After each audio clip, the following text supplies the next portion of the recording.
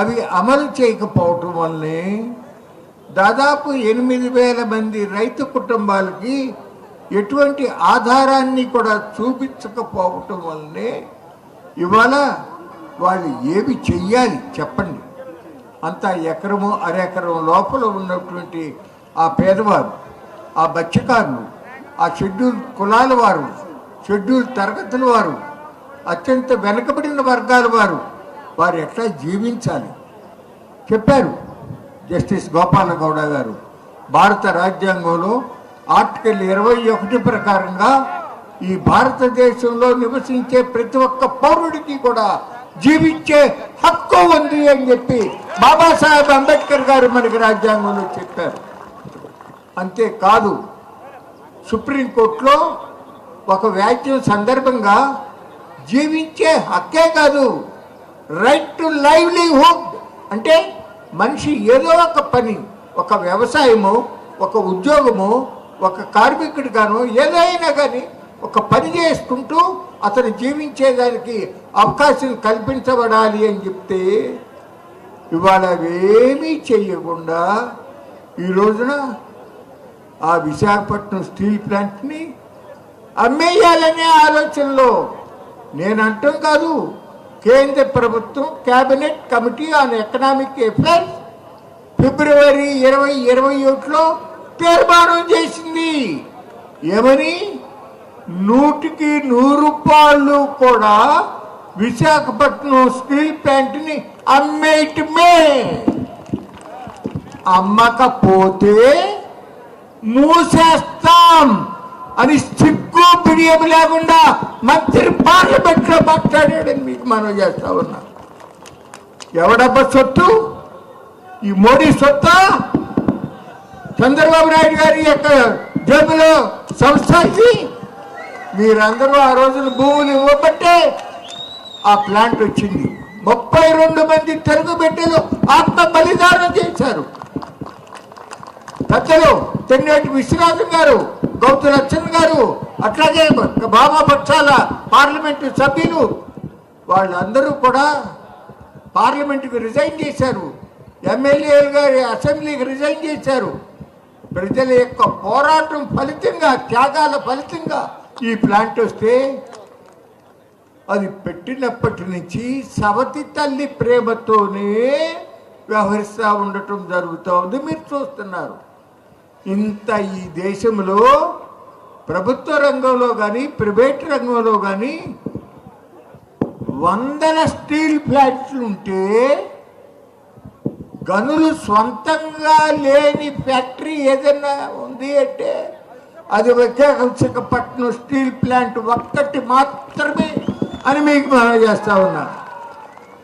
ఈ 54 ఏళ్లలో కేంద్రంలో ఎన్నో ప్రభుత్వాలు మారినాయి, రాష్ట్రంలో ఎన్నో ప్రభుత్వాలు మారినాయి. కానీ ఆ ప్రభుత్వాలు మన విశాఖపట్నం స్టీల్ ప్లాంట్కి ఇనుప గనులు ఇప్పించాలి, బొగ్గు గనులు ఇప్పించాలి అనేటటువంటి ప్రయత్నమే చేయలా.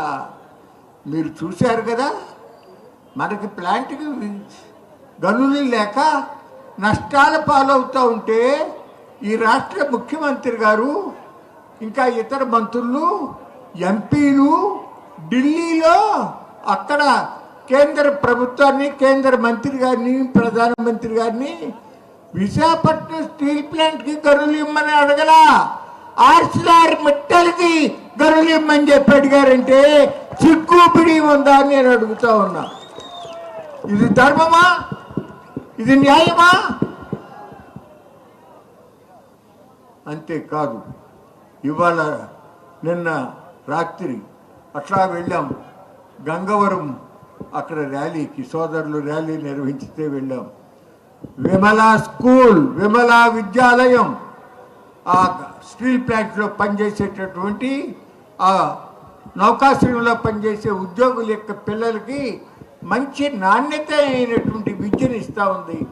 ఆ దగ్గరలో గంగవరం కానీ ఇతర చిన్న చిన్న హ్యామ్లెట్లో కానీ ఉండే పిల్లలకి చదువు చెప్పేటటువంటి స్కూల్కి ఇవాళ మాస్టర్లకి జీతాలు ఇవ్వకపోతే ఆ స్కూల్ మూసేసిన పరిస్థితి జరిగి ఆ పిల్లలు ఎక్కడికెళ్ళి చదువుకోవాలో అర్థం కాని పరిస్థితి అవుతుంటే ఇంతకన్నా సిగ్గుచేటైన విషయం ఇంకోటి ఉందా? భారత రాజ్యాంగంలో అంబేద్కర్ గారు ఏం చెప్పారు? 14 సంవత్సరాల వయసు లోపల ప్రాథమిక విద్య ఉచితంగా ఇవ్వాలి, ఉచితంగా ఇవ్వాలి అని ఉంటే దానికి డబ్బులు లేవా? కానీ ఈ విశాఖపట్నం మధురవాడలో ఋషికొండలో 900 కోట్లు విలువ చేసేటటువంటి 21 ఎకరాల భూమిని 99 పైసలకే ఇచ్చేసిన దాన వీర శూర కర్ణులు మన ప్రభుత్వంలో ఉన్నారే. అట్లాగే మళ్ళీ 900 కోట్లు విలువ చేసేటటువంటి 22 ఎకరాల భూమిని కాగ్నిజెంట్ టెక్నాలజీస్ అనే సంస్థకి ఇచ్చారే. అట్లాగే హార్బర్ పార్క్ ఏరియాలో 1500 కోట్లు విలువ చేసే 15 ఎకరాల భూమిని లులు అనే వాడికి ఇచ్చారే. వాటికి ఇస్తానికి అన్ని వేల కోట్లైనా కానీ బాధ లేదా? స్కూల్లో చిన్నపిల్లలకి చదువు చెప్పడానికి, మ్యాథ్స్కి డబ్బు ఇవ్వడానికి మీకు దయలేదా అని నేను అడుగుతా ఉన్నా.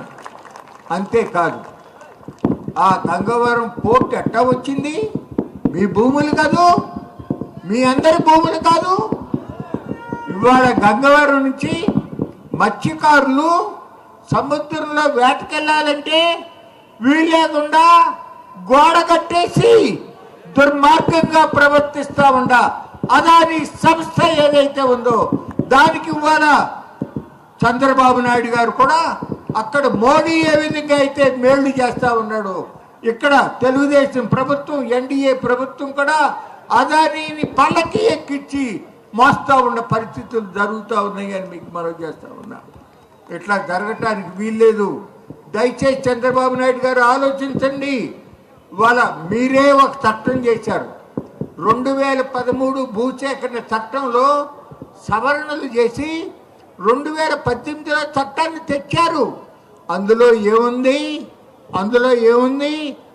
ఒక అవసరం కోసం భూమిని తీసుకుంటే 5 ఏళ్లలో ఆ భూమిని ఆ అవసరానికి వినియోగించకపోతే ఆ భూమిని ఆ రైతులకి తిరిగి ఇచ్చేయాలి అని ఉంది కదా. 54 ఏళ్ళు అయింది కదా. పార్లమెంటులో మంత్రి గారు చెప్పాడు. ఏం చెప్పాడో తెలుసా? విశాఖపట్నం స్టీల్ ప్లాంట్ కింద 22,000 ఎకరాలు ఉంది. అందులో ప్లాంట్ కానీ, కాలనీలు కానీ, రోడ్లు కానీ అమ్మాబాబుతో 8,000 ఎకరాలు, అందులో 8,000 ఎకరాల్లో ఉంది. అవి కాకుండా గ్రీనరీ, ఎఫారెస్టేషన్, మొక్కల కింద, చెట్ల కింద 5,000 ఎకరాలు ఉంది అని చెప్పి పార్లమెంట్లో చెప్పాడు సుమా.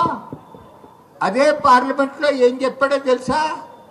7,000 ఎకరాలు ఖాళీగా ఉంది, అన్యూజ్డ్ వేకెంట్ ల్యాండ్ అని చెప్పి పార్లమెంట్లో చెప్పాడు.